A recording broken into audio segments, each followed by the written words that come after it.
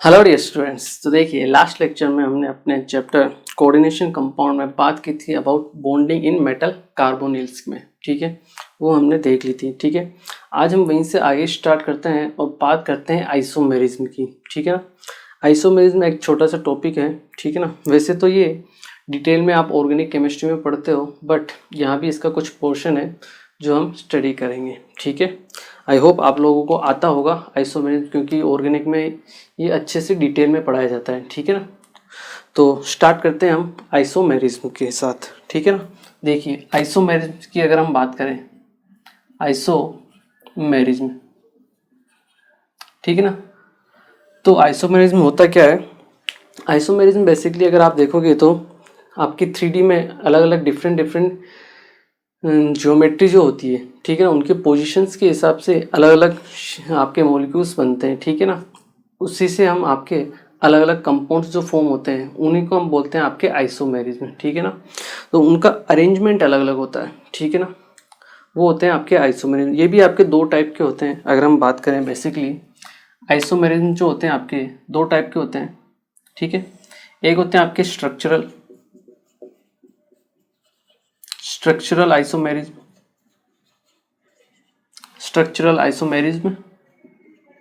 और एक होते हैं आपके स्टीरियो आइसोमेरिज्म, या फिर इसे हम स्पेस आइसोमेरिज्म भी बोलते हैं। क्या बोलते हैं? Space isomerism.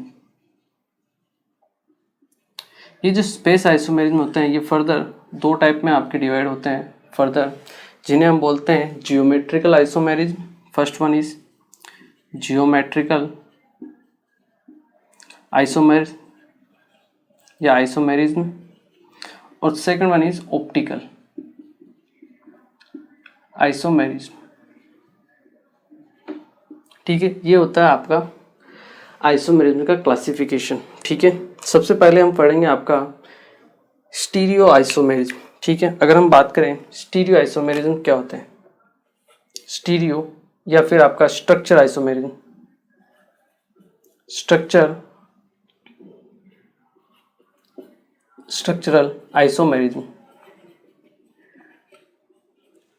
तो देखिए, स्ट्रक्चरल आइसोमेरिज्म जो होते हैं ये भी अलग अलग डिफरेंट टाइप्स के होते हैं आपके, एक एक करके हम पढ़ेंगे। ठीक है ना, बट अगर स्ट्रक्चरल आइसोमेरिज्म की बात की जाए, जो जिसे नाम से पता चल रहा है, इसमें ये आपके वो आइसोमर्स होंगे जिनमें आपका स्ट्रक्चर क्या होगा, डिफरेंट होगा।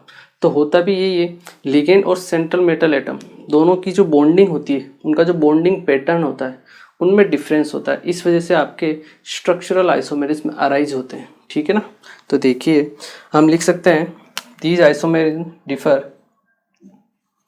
these isomerism,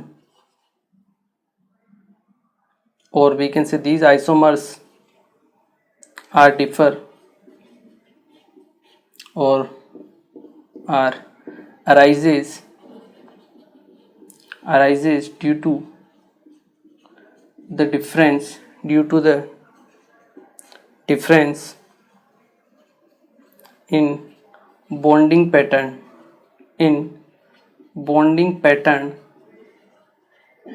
between ligands and central metal atom. तो लिगेंड्स और सेंट्रल मेटल एटम के जो बॉन्डिंग पैटर्न, उनमें डिफरेंस की वजह से आपके स्ट्रक्चरल आइसोमेरिज्म अराइज होते हैं। ठीक है, ये फर्दर अलग अलग डिफरेंट टाइप्स के होते हैं। एक बार आप इसे नोट कीजिए, फिर हम different type of structural isomerism को पढ़ते हैं। ठीक है,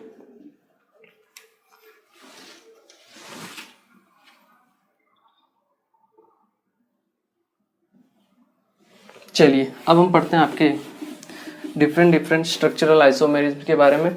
ठीक है ना, जिसमें फर्स्ट वन आएगा आपका आयोनाइजेशन आइसोमेरिज्म।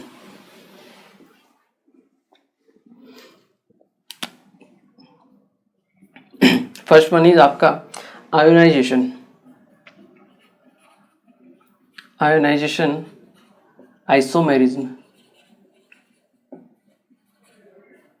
देखिए, अगर हम बात करें आयोनाइजेशन आइसोमेरिज्म, तो आपकी डेफिनेशन या इससे ही पता चल रहा है नाम से कि क्या होगा, ये वो आइसोमर्स होंगे जिनमें क्या होगा, आयन डिफरेंस होंगे।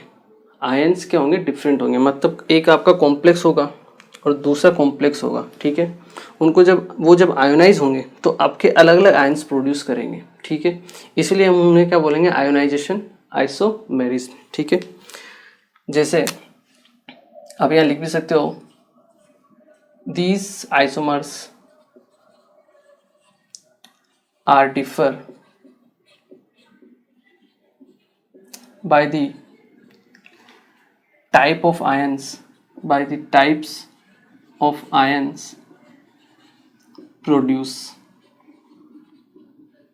आपके कितने अलग अलग टाइप के आयंस प्रोड्यूस होंगे, उन्हीं के हिसाब से आपका आयोनाइजेशन आइसोमेरिज्म रहेगा। जैसे अगर हम बात करें एग्जांपल की, so these isomers are differ by the type of ions produce, ठीक है।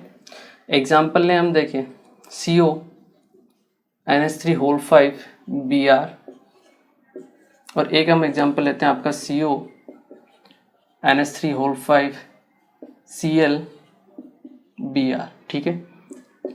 ये आपके दो आइसोमर्स हैं, ठीक है, फर्स्ट वन एंड आपका ये आपका सेकंड वन, ठीक है ना, first one and second one, ठीक है।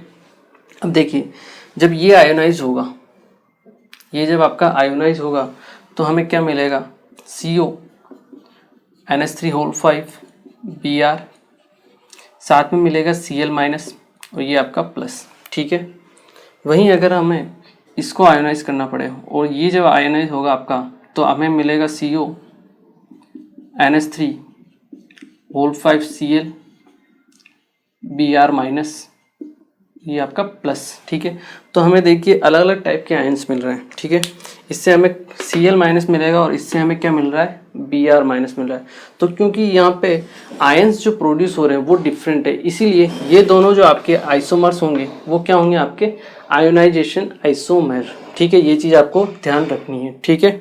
चलिए अगर हम बात करें, हम एक सैंपल लेते हैं, इसका यूज़ कैसे आता है देखिए। अगर हम एक सैंपल लेते हैं, ठीक है, और मान लो उस सैंपल में आपके ये दोनों आयंस प्रोड्यूस है या फिर दोनों आपके आइसोमर्स प्रोड्यूस अवेलेबल हैं, जैसे CO NH3 Br Cl, ये भी प्रेजेंट है, और साथ में CO NH3 Cl Br, ये दोनों आपके प्रेजेंट है, ठीक है। तो आपको अगर डिफ्रेंशिएट करना हो तो कैसे डिफ्रेंशिएट करेंगे, देखिए इसके हम रिएक्शन करवाएंगे किसके साथ, AgNO3 के साथ, किसके साथ, AgNO3 के साथ, ठीक है। अगर आपको ये आयन प्रोड्यूस होगा, अगर ये आपका प्रेजेंट है, अवेलेबल है आइसोमर, तो आपका Ag प्लस जो होगा Cl माइनस से रिएक्शन करेगा और आपको AgCl की वाइट पीपीटी मिलती है। तब आपको पता चल जाता है कि अच्छा ये वाला आइसोमर इसमें प्रेजेंट है या अवेलेबल है, ठीक है। अगर आपके पास AgNO3 मिक्स करने पर Ag प्लस Br माइनस से रिएक्शन करेगा, क्योंकि यहाँ पे Br माइनस प्रोड्यूस होगा आयन, तो AgBr आपको मिलेगा, क्या मिलेगा, AgBr का आपको येलो पीपीटी मिलता है, ठीक है ना। येलो, या फिर आप इसे पेल येलो भी बोल सकते हो, ठीक है ना। पेल येलो कलर का आपको पीपीटी मिलता है। तो अगर आपको व्हाइट पीपीटी मिल रहा है तो आपके पास ये आइसोमर होगा मिक्सचर में, अगर आपको पेल येलो पीपीटी मिल रहा है तो आपके पास ये मिक्सचर होगा, मतलब ये आइसोमर होगा, ये कॉम्प्लेक्स होगा जो प्रेजेंट होगा, ठीक है। तो इस टाइप से आप अलग अलग डिफ्रेंशिएट भी कर सकते हो, ठीक है। चलिए ये तो ही किसकी बात, आयोनाइजेशन आपके आइसोमर्स की, ठीक है, इसको आप नोट कीजिए। फिर हम पढ़ते हैं अपने सेकंड टाइप ऑफ आइसोमर के बारे में, दैट इज हाइड्रेट आइसोमेरिज्म, ठीक है। एक बार आप इसे नोट कीजिए। चलिए अब हम पढ़ते हैं अपने सेकंड टाइप ऑफ आइसोमर के बारे में, दैट इज जो है आपका क्या है, हाइड्रेट आइसोमेरिज्म, ठीक है। चलिए सेकंड जो है आपका isomer, that is hydrate isomerism, ठीक है। Second is hydrate. देखिए नाम से पता चल रहा है हाइड्रेट मतलब इसमें क्या होगा, वाटर मॉलिक्यूल्स के जरिए आपका आइसोमेरिज्म शो करेंगे, ठीक है ना। देखिए इसको मैं आपको एग्जांपल से समझाता हूँ। जैसे आप क्रोमियम का एग्जांपल लीजिए, CrH2O5 या फिर आपका होल 6, ठीक है, Cl3, ठीक है। ये जब आयोनाइज होगा, ठीक है, ये जब आयोनाइज होगा तो आपको CrH2O होल 6 3+ और साथ में आपको 3Cl- मिलेगा, ठीक है, आयोनाइज होने पर, ठीक है। ये आपका कोई कॉम्प्लेक्स है, ठीक है।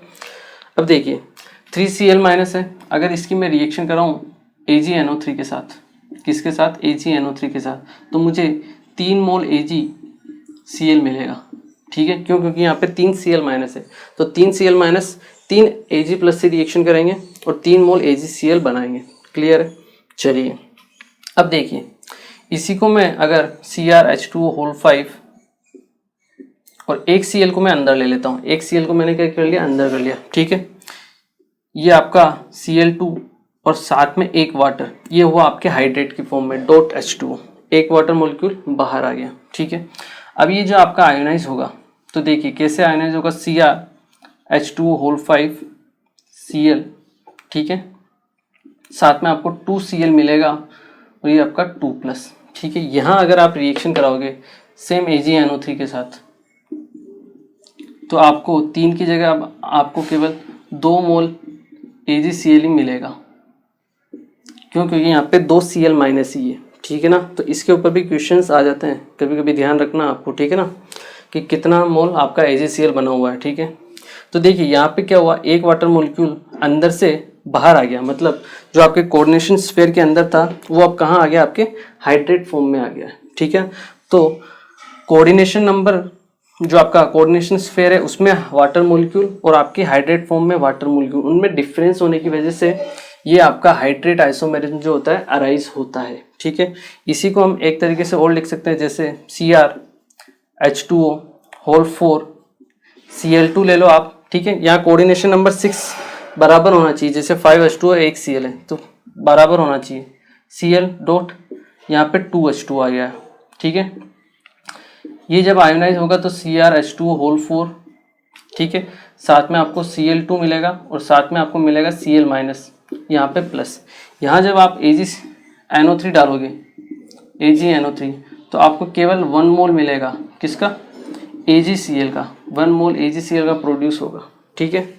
इसी तरह सेम इसे ही हम अगर CrH2O होल थ्राइस Cl3 लिखें और साथ में आपके मिलेगा Cl, तीनों बाहर आ गए और 3H2O, ये जब आयोनाइज होगा तो ये आयोनाइज नहीं होगा, ठीक है ना, ये अलग स्फीयर रहेगा और H2O आपका अलग रहेगा, तो आपको AgCl बिल्कुल भी नहीं मिलेगा, नो AgCl, नो AgCl, ठीक है, कोई भी AgCl प्रोड्यूस नहीं होगा, ठीक है, क्योंकि यहाँ Cl- है ही नहीं, तो किसके साथ रिएक्शन करेगा, ठीक है ना।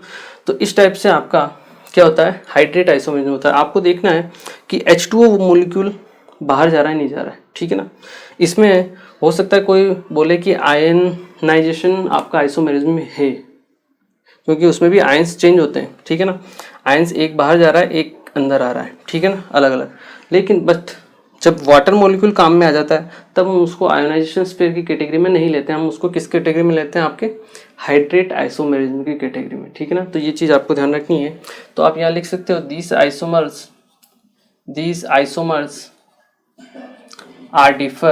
these isomers are differ by the or in the these isomers are differ in the water molecule present in coordination sphere,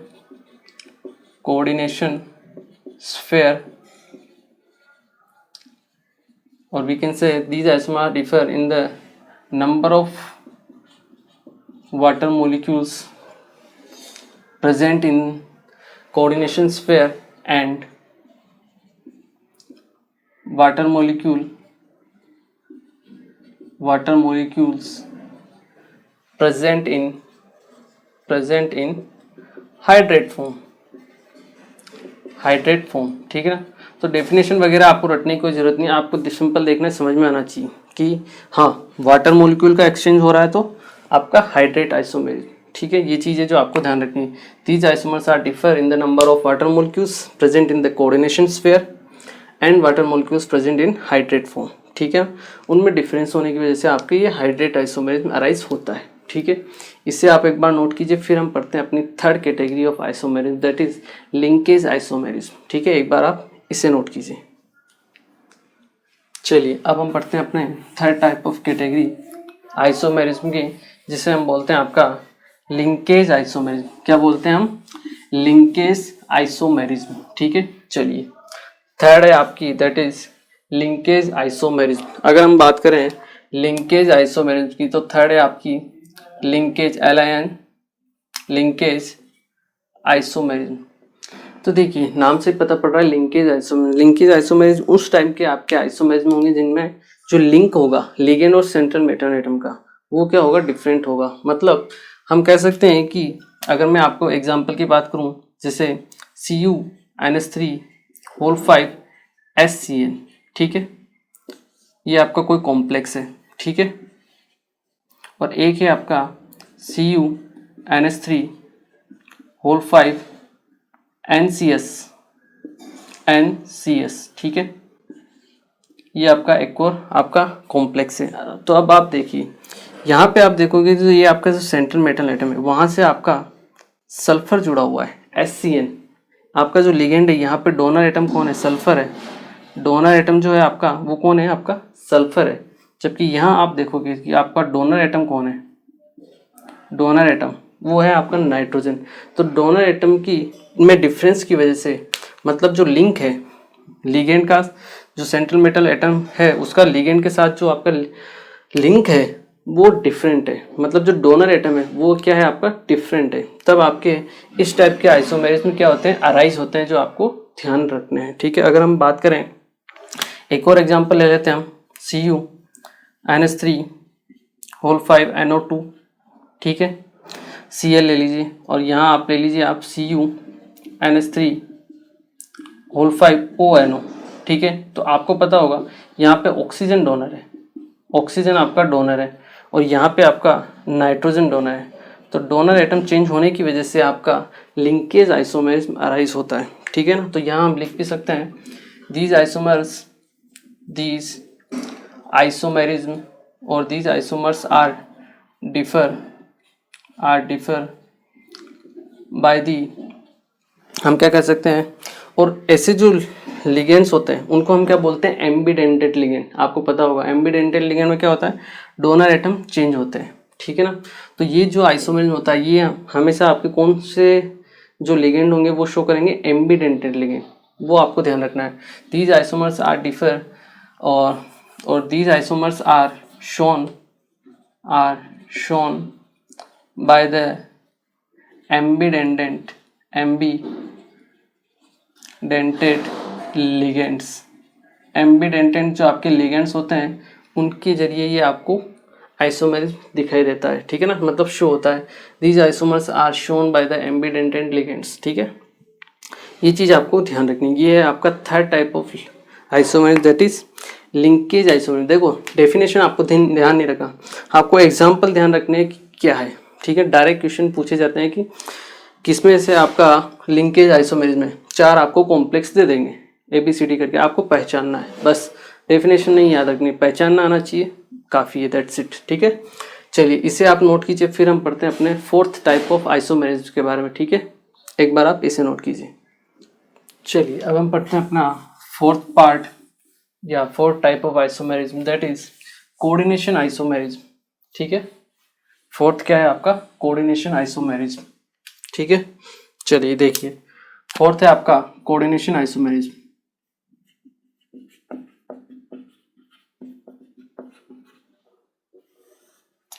coordination isomerism, ठीक है, ये आइसोमेरिज्म आपके उन टाइप में होगा, मतलब उस टाइप के आइसोमर्स होंगे या कॉम्प्लेक्स के बीच में होगा जहाँ पे केटायन और एनायन दोनों आपके कॉम्प्लेक्स हो। मतलब अभी तक हमने जितने भी एग्जांपल देखे वहाँ पे या तो आपका केटायन कॉम्प्लेक्स था या फिर आपका एनायन कॉम्प्लेक्स था, दोनों में से एक कॉम्प्लेक्स था और दूसरा सिंपल था।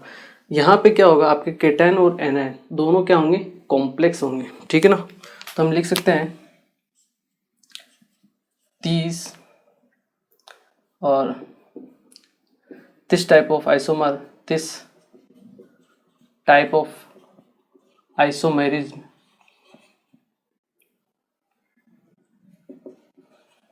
arises in complexes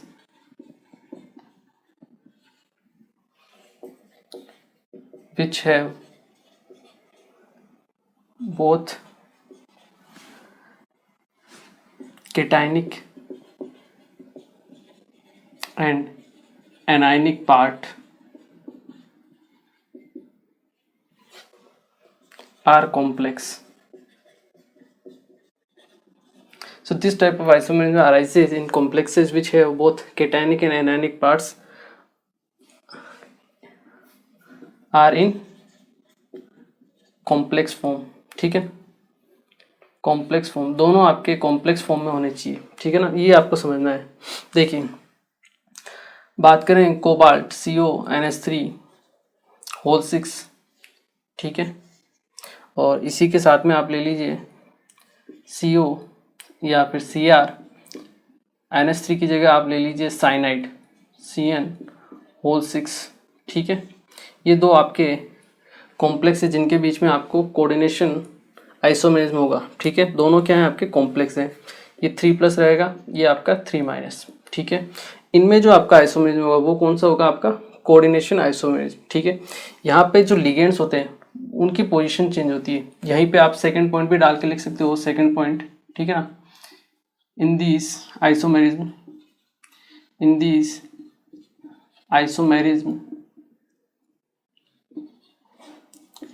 the position of ligand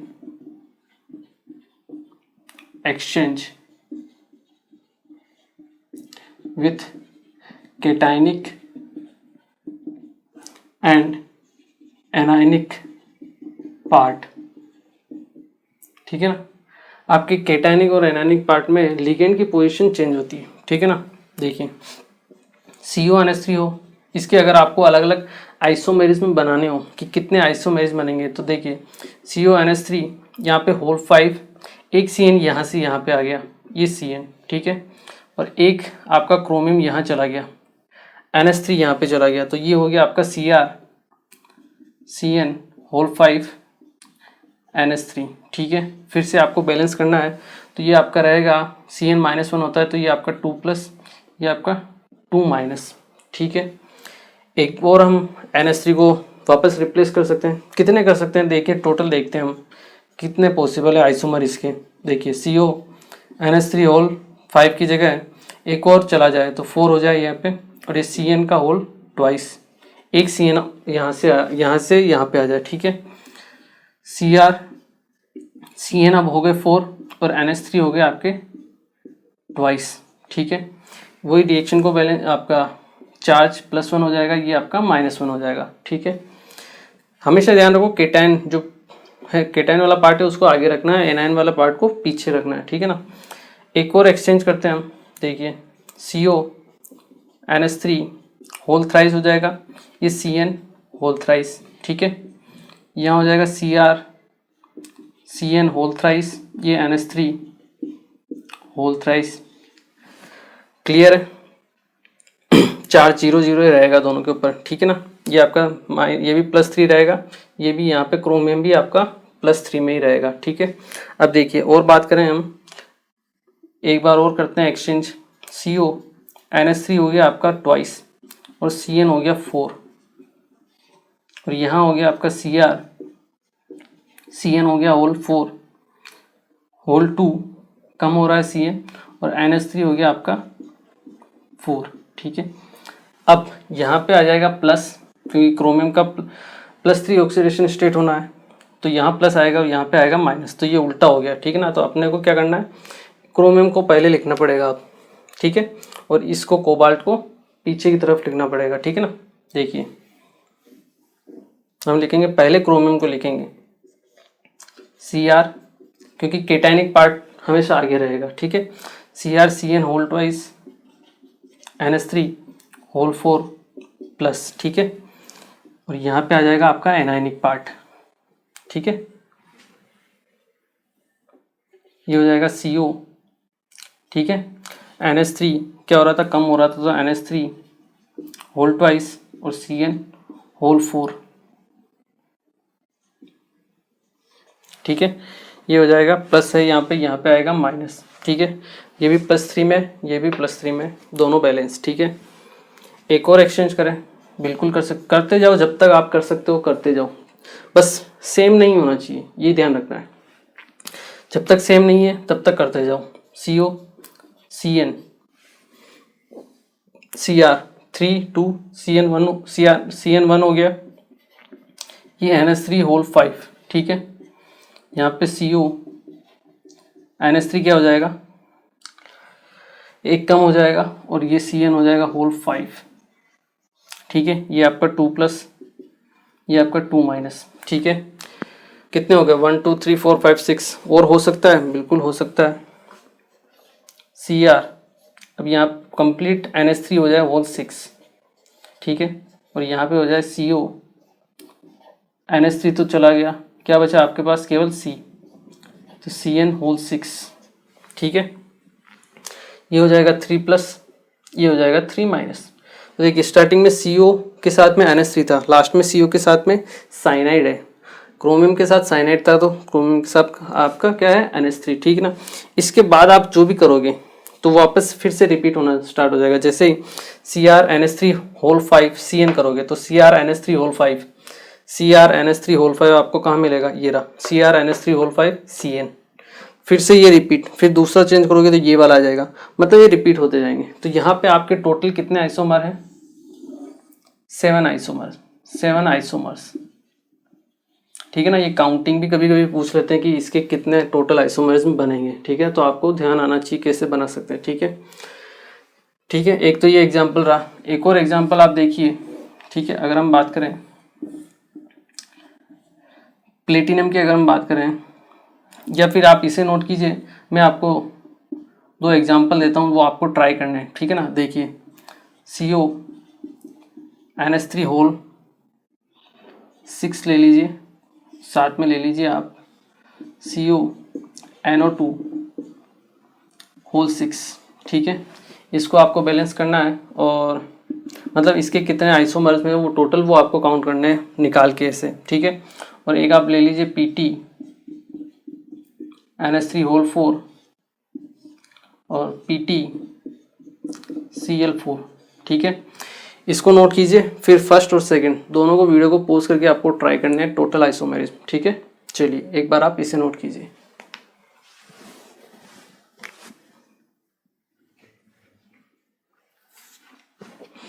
okay, चलिए अब हम देखते हैं कि आपने कितने आइसोमर्स बनाए टोटल, ठीक है ना। देखिए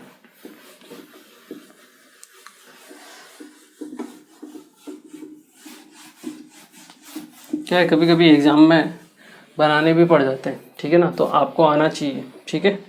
चलिए फर्स्ट हम देखते हैं, that is CO NH3 whole 6,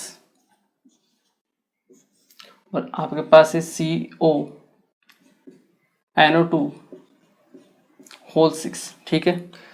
CO cobalt +3 में रहेगा, ये 3+, ये आपके 3- में, ठीक है। चलिए आइसोमेर्स बनाते हैं, क्या करेंगे, एक NH3 का एक्सचेंज करेंगे, CO NH3 होल 5, एक आ जाएगा NO2, ठीक है। ये हो जाएगा आपके पास CO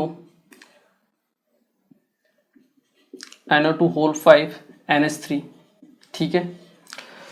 बैलेंस करना है तो ये आपके हो जाएगा 3+ रहेगा ना, तो ये आपका 2+, ये आपका 2-, ठीक है।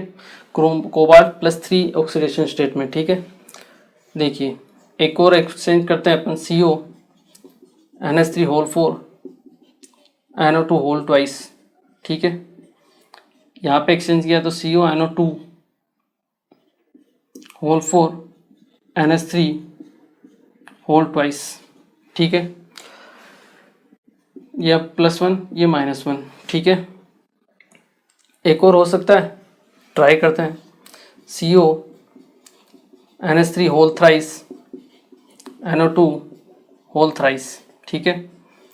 यहाँ पे आ जाएगा CO NO2 होल 3 और NH3 होल 3, ठीक है।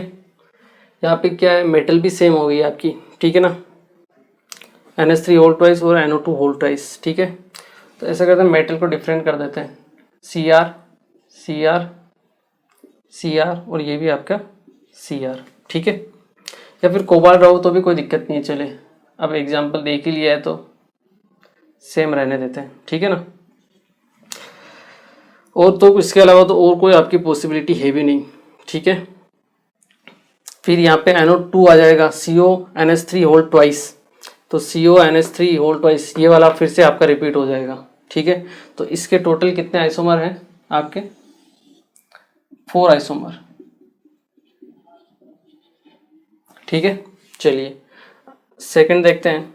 सेकंड क्या है आपका? प्लेटिनम NH3 होल 4 PtCl4, ठीक है। +2 में रहेगा, ये आपका -2 में, ठीक है। कोऑर्डिनेशन नंबर प्लेटिनम का +2, यहाँ पे +2, ठीक है। चलिए आइसोमर्स बनाते हैं इसके। PtNH3 होल थ्राइस, एक Cl ले लिया हमने, ठीक है। ये PtCl3NH3, ठीक है। यहाँ पे हो जाएगा आपका +1 चार्ज, यहाँ पे -1, ठीक है। एक और लेते हैं, PtNH3 होल ट्वाइस Cl2 और PtCl2NH3 होल ट्वाइस, ठीक है। बस इसके अलावा और कोई भी नहीं बनेगा। और बन सकता है, दोबारा कम लेंगे तो PtNH3 सिंगल आ जाएगा, तो PtNH3 और Cl3 ये फिर से रिपीट हो जाएगा। तो यहाँ पे टोटल कितने आइसोमर्स बनेंगे आपके? 3 आइसोमर्स, ठीक है ना। तो इस टाइप से हमें क्या करना है, आपके आइसोमर्स को काउंट करना है, जो इम्पोर्टेंट होते हैं अपने को ध्यान रखना है, ठीक है। चलिए ये तो बात हुई आपके किसके? मोनोडेंटेंट की कैटेगरी में। हमने जितने भी आपके लिगेंड्स लिए सब क्या है? मोनोडेंटेंट है। क्या हो अगर यहाँ पे आपके बाइडेंटेंट आ जाए? उसका भी हम 1-2 एग्जांपल देख लेते हैं, ठीक है ना। आप इस सबको नोट कीजिए एक बार। चलिए क्या हो अगर बाइडेंटेंट लिगेंड हो, तब हमें कैसे करना है आइसोमर, ठीक है ना। देखिए जैसे मैं एग्जांपल लेता हूँ आपके लिए, PtEn होल ट्वाइस, ठीक है, या फिर PtEn, हाँ होल ट्वाइस ले लीजिए, और एक ले लीजिए PtCl4 एथिलीन डायमीन, ठीक है। इसमें आपको निकालने अलग अलग आइसोमेरिज्म, कोई दिक्कत नहीं है। PT एक EN का ट्रांसफर होगा और 2 Cl यहाँ से आएंगे, ठीक है ना, क्योंकि ये मोनोडेंटेंट है, ये आपका बाइडेंटेंट है, ठीक है। तो ये Cl2 रहेगा, ठीक है, और यहाँ पे बनेगा आपका PtCl2 और साथ में En, ठीक है। दोबारा बनाएंगे, आपको एक और चला जाएगा, वापस आपका सेम टू सेम ये बन जाएगा। देखिए मैं आपको बताता हूँ, PT एक और En चला गया तो PtCl4 हो गया, और यहाँ बन गया आपका PtEn होल ट्वाइस, क्या है आपका सेम है, ठीक है ना। तो ये नहीं होगा, तो यहाँ आपके 2 ही आइसोमर्स होंगे। कितने होंगे? 2 ही आइसोमर्स, ठीक है। चलिए एक एग्जांपल और देखते हैं। FeEn होल थ्राइस ले लीजिए आप, ठीक है, और साथ में ले लीजिए क्रोमियम Cl6, ठीक है। इसके आपको आइसोमेरिज्म बनाने हैं, तो देखिए क्या करेंगे हम। वही आपका इथिलीन डायमीन, ये आयरन +3 में रहेगा, क्रोमियम आपके 3- में, ठीक है। दोनों +3 ऑक्सीडेशन स्टेट में रहेंगे, ठीक है। Fe एक En को ट्रांसफर कीजिए, En होल ट्वाइस, और 2 Cl आ जाएंगे, Cl2, ठीक है। यहाँ पे हो जाएगा Cr Cl4 और En, ठीक है। यहाँ पे हो जाएगा +1, यहाँ पे हो जाएगा -1, ठीक है। बैलेंस कर लेंगे हम।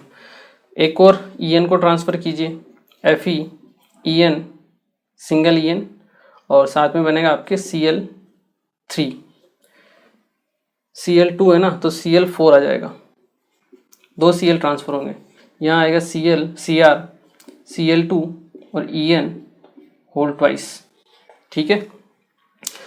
फिर से आप रिएक्शन को बैलेंस कीजिए, ये हो जाएगा -1, ये हो जाएगा आपका +1, ठीक है। तो केटाइन पीछे चला गया, तो केटाइन को आपको क्या करना है? आगे लेना है, ठीक है। इसके अलावा और क्या हो सकती है पॉसिबिलिटी?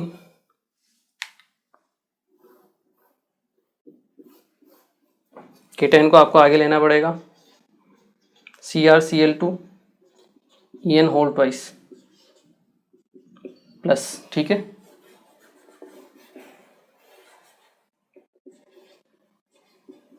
FeEnCl4 -1, ठीक है। चलिए एक और देखते हैं पॉसिबिलिटी, CrEn कंप्लीटली 3 En आ जाए यहाँ पे, और यहाँ पे आयरन के पास क्या आ जाए, कंप्लीटली Cl4 की जगह क्या हो जाएगा अभी आपके Cl6, ठीक है। ये हो जाएगा 3+, ये हो जाएगा 3-, ठीक है। तो स्टार्टिंग में आयरन के साथ En था, लास्ट में क्रोमियम के साथ En है। जो क्रोमियम के साथ Cl था, क्रोमियम के साथ अभी En हो गया है, ठीक है ना। तो इसके अलावा आपके कोई भी आइसोमर्स नहीं बनेंगे, ये टोटल आपके 4 आइसोमर्स रहेंगे, ठीक है ना। तो इस टाइप से सिंपल, बहुत सिंपल होते हैं ये। इसी टाइप से आपको क्या करने होते हैं, आयोनाइजेशन मतलब आइसोमर्स को फाइंड आउट करना पड़ता है, ठीक है ना। बाकी 3 तो सिंपल थे, ठीक है। चौथा ये आपका कोऑर्डिनेशन, आपको देखना है कि दोनों कॉम्प्लेक्स होने चाहिए। दोनों कॉम्प्लेक्स है तो उसमें कौन सा आइसोमेरिज्म रहेगा आपका, कोऑर्डिनेशन आइसोमेरिज्म रहेगा, ठीक है। और लिगेंड को एक्सचेंज करते रहो। सिंगल मोनोडेंटेंट है तो आपको एक एक एक्सचेंज करना है, बाइडेंटेंट है तो एक बाइडेंटेंट के रेस्पेक्ट में आपको 2 मोनोडेंटेंट को एक्सचेंज करना है, ठीक है ना। क्योंकि कोऑर्डिनेशन नंबर सेम होना चाहिए, ठीक है ना, 6 कंप्लीट होना चाहिए, ठीक है। आई एम श्योर क्लियर हुआ होगा। इसको आप नोट कीजिए। फिर हम पढ़ते हैं अपने 5th टाइप ऑफ आइसोमेरिज्म के बारे में। ओके चलिए अब हम देखते हैं अपना 5th टाइप ऑफ आइसोमेरिज्म, ठीक है। वैसे ये पूछा नहीं जाता है, ठीक है ना, 5th वाला, पर 5th और 6th दोनों आपके कम पूछे जाते हैं, बट फिर भी मैं आपको बता देता हूँ, ठीक है ना। 5th है आपका कोऑर्डिनेशन पोजीशन आइसोमेरिज्म। देखिए इसमें क्या होता है, ये जो आइसोमेरिज्म होता है ये आपके ब्रिजिंग कॉम्प्लेक्स के अंदर होता है, ठीक है ना। ब्रिजिंग कॉम्प्लेक्स आई थिंक आप लोगों को नहीं पता होगा, ठीक है ना, मैं आपको बता देता हूँ। This isomerism is only in bridge और ब्रिजिंग कॉम्प्लेक्सेस। ब्रिजिंग कॉम्प्लेक्स जो होते हैं उनमें ये मिलता है, ठीक है ना। ब्रिज कॉम्प्लेक्स कौन से होते हैं, जैसे आपका एक कोबाल्ट है, ठीक है, ये आपके NH3 या फिर NH2 और ये आपके CuOH, ये आपका NH3 NH2 होल ट्वाइस और NH3 होल ट्वाइस Cl2 और यहाँ आपके NH3 होल 4। इस टाइप के जो आपके कॉम्प्लेक्स होते हैं, ठीक है ना, इस टाइप के जो आपके कॉम्प्लेक्स होते हैं उनको हम बोलते हैं, आपका क्या बोलते हैं, ब्रिजिंग कॉम्प्लेक्स। मतलब यहाँ पे एक ब्रिज फॉर्म होता है, ठीक है ना। NH2 और OH क्या है, आपके ब्रिज हैं, ठीक है ना। तो ये ऐसा पूछा नहीं जाता आपके सिलेबस में, है भी नहीं, ठीक है ना, बट फिर भी मैं आपको बता रहा हूँ, मान लो बाई चांस कहीं दिख जाए तो आपको कन्फ्यूजन नहीं होना है, ठीक है ना। तो इस टाइप के आइसोमेरिज्म में ये होता है, होता क्या है, सिंपल है, आप एक लिगेंड को क्या करो, एक्सचेंज कर दो, ठीक है। तो देखिए CO ये आपका NH2, ये CO ये आपका OH, ये तो सेम रहेगा। यहाँ पे आप एक NH3 को एक्सचेंज कर दो तो NH3 सिंगल हो जाएगा, साथ में हो जाएगा आपका Cl3, ठीक है।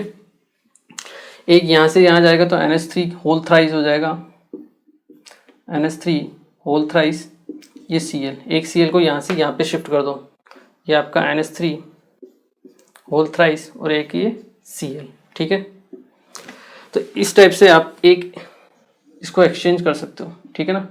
एक लिगेंड को आप एक्सचेंज कर सकते हो, उससे आपको जो बनेगा वो होगा कोऑर्डिनेशन पोजीशन आइसोमेरिज्म। केवल ये आपके ब्रिजिंग जो कॉम्प्लेक्स होते हैं उनके बीच में ही बनता है, ठीक है ना। कोई दिक्कत नहीं है, ज़्यादा इंपॉर्टेंट भी नहीं है, मैं आपको बोल चुका हूँ, ठीक है ना। बस एक बार देख लेना है, मान लो बाई चांस कहीं आ जाए तो देख लेना है, ठीक है। चलिए इसे नोट कीजिए, फिर हम अपना लास्ट टाइप ऑफ आइसोमेरिज्म पढ़ लेते हैं, ठीक है ना। एक बार आप इसे नोट कीजिए। चलिए अब हम देखते हैं अपना last isomerism, that is polymerisation isomerism, ठीक है ना। 5th और 6th जो आपका है ये दोनों आपके नहीं है वैसे तो, ठीक है ना, लेकिन मैं एक्स्ट्रा के तौर पे आपको समझा रहा हूँ, ठीक है। चलिए 6 है आपका, दैट इज पोलिमराइजेशन, आइसोमेरिज्म। देखो सिंपल से पता चल रही है कि इसमें क्या होगा, पोलिमराइजेशन होगा, ठीक है। तो वैसे देखा जाए तो ये आपका ट्रू आइसोमेरिज्म नहीं होता है, ठीक है ना। तो आप यहाँ लिख लीजिए, this is not a true isomerism, मतलब ये आइसोमेरिज्म की कैटेगरी में इसको हम नहीं लेते हैं, बट फिर भी एक अलग टाइप से इसको आइसोमेरिज्म बताया जाता है, ठीक है ना, ठीक है ना। देखिए कैसा होता है, आप खुद समझ जाओगे। जैसे एक एग्जांपल लेते हैं हम, PT NH3 whole twice Cl2, ठीक है। यहाँ आप देखोगे एम्पेरिकल फॉर्मूला, क्या देखोगे, एम्पेरिकल फॉर्मूला, एम्पेरिकल फॉर्मूला देखोगे प्लेटिनम NH3 और Cl का, आप देखोगे तो 1:2:2 के रेशियो में है, ठीक है। तो यहाँ क्या होता है, आपके जो कॉम्प्लेक्स होते हैं वो इसी एम्पेरिकल फॉर्मूला के एन टाइप्स में होते हैं, ठीक है ना। जैसे सेकंड आप देखिए PT NH3 होल 4 मैं ले लेता हूँ एक और कॉम्प्लेक्स, और साथ में ले लेता हूँ PT Cl4। यहाँ आप देखोगे प्लेटिनम कितने हैं, 1 और 1 2, NH3 कितने हैं आपके 4, Cl कितने हैं 4। तो जो रेशियो है वो कितना है, 2:4:4 का है, जो जस्ट इसका क्या है, डबल है, 1:2:2 है ना, ये होगा 2:4:4। तो इस टाइप के जो आप भी आपके कॉम्प्लेक्स रहेंगे उनमें जो आइसोमेरिज्म होगा वो क्या होगा, पोलिमराइजेशन होगा। मतलब देखा जाए तो ये जो है इसका क्या है, 2 टाइम्स तो है, इस कॉम्प्लेक्स का 2 टाइम्स है ये, मतलब पॉलीमर हो रहा है, ठीक है ना, डाइमर हुआ है यहाँ पे। मान लो 3 टाइम्स हो तो वो ट्राइमर होगा, इसलिए हम इसे क्या बोलते हैं, पोलिमराइजेशन। जैसे एक और एग्जांपल देता हूँ मैं, PT NH3 whole twice Cl2 whole twice, साथ में आप ले लीजिए PT, ठीक है, NH3 होल ट्वाइस Cl2, ठीक है। यहाँ देखिए प्लेटिनम कितने हैं, 2 तो यहाँ पे, एक यहाँ पे 3:2। अमोनिया कितने हैं, 2 × 2 4 और 2 6:2। क्लोरीन कितने हैं, 4 × 4 + 2 कितने हो गए, 6। तो ये क्या हुआ, ये थर्ड टाइम हो गया, 3:6:6, ठीक है ना। तो इस टाइप के आपके जो कॉम्प्लेक्स होते हैं, ठीक है ना, उनमें आपको कौन सा आइसोमेरिज्म मिलता है, मतलब पोलिमराइजेशन आइसोमेरिज्म मिलता है, ठीक है ना। तो 5th और 6th आपके वैसे सिलेबस में नहीं है, बट फिर भी मान लो कहीं आपको क्वेश्चन मिल जाए तो मैंने आपको वो भी बता दिए हैं, ठीक है ना। इजी है, आप समझ सकते हो, ठीक है ना, नाम से डेफिनेशन से आप बिल्कुल समझ सकते हो, ठीक है। चलिए इसको एक बार आप नोट कीजिए। ओके, तो देखिए आज के लेक्चर में हमने बात की अबाउट आइसोमेरिज्म के बारे में, ठीक है ना। आपके टोटल 6 टाइप के आइसोमेरिज्म होते हैं जो हमने देखे हैं, ठीक है ना। सभी के सभी इंपॉर्टेंट है और बाय डेफिनेशन आप क्या कर सकते हो, उनको समझ सकते हो। आयोनाइजेशन है, लिंकेज है, हाइड्रेट है, सिंपल से हैं आपके, ठीक है ना। पोलिमराइजेशन है, कोऑर्डिनेशन है, और आपका कोऑर्डिनेशन पोजीशन आइसोमेरिज्म, ठीक है। 5th और 6th में आपको बोल चुका हूँ, ज़्यादा ध्यान देने की जरूरत नहीं है, देख लो, समझ में आए तो ठीक है, आपके सिलेबस में है भी नहीं, ठीक है। बाकी जो आगे के 4 है वो इंपॉर्टेंट है, आपको पहचानना आना चाहिए, वो चीज़ इंपॉर्टेंट, डेफिनेशन इंपॉर्टेंट नहीं है, आपको पहचानना आना चाहिए कि कौन सा आइसोमेरिज्म में क्या होता है। बाय डेफिनेशन आप समझ सकते हो, ठीक है, इंपॉर्टेंट है जो आपको ध्यान रखना है, ठीक है। तो यहाँ पे आपका कंप्लीट होता है आपका स्ट्रक्चरल आइसोमेरिज्म, ठीक है। आज के लेक्चर को हम यहीं फिनिश करेंगे और नेक्स्ट लेक्चर में हम बात करेंगे किसके बारे में, आपके second type of isomerism, that is stereo isomerism, जिसमें आपके जियोमेट्रिकल और ऑप्टिकल आइसोमेरिज्म आएंगे, ठीक है। चलिए तो फिर मिलते हैं next lecture. Thank you very much.